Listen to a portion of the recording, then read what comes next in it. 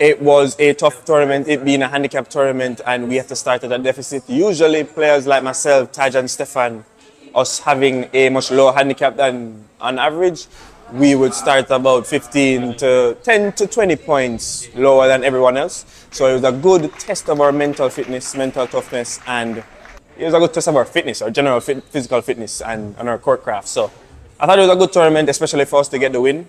And to be undefeated throughout the whole tournament, that was a good accomplishment for all of us.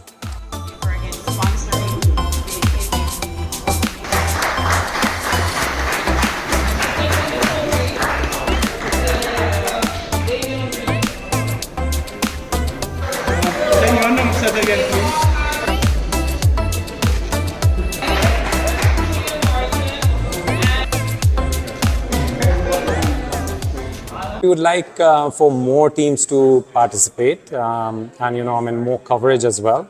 And that's primarily, because we believe that, we've adopted a game of squash, for so many years, and we want to kind of promote it more within Jamaica. We are now CARICOM. We have offices in Barbados and EC as well as in Trinidad. So we want to kind of, and those countries also play competitive squash. So we want to kind of, expand that if possible.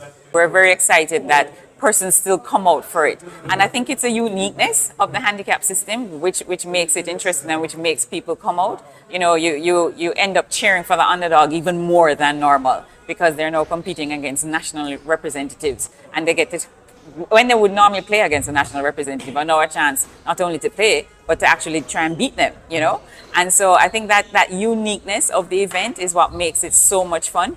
And people really look forward to it every year. In fact, somebody said to me, we can't have it twice a year, So, but no, we're going to keep it at once a year. And KPMG has been a stalwart with us over the years. And so we're really excited to continue this partnership with them.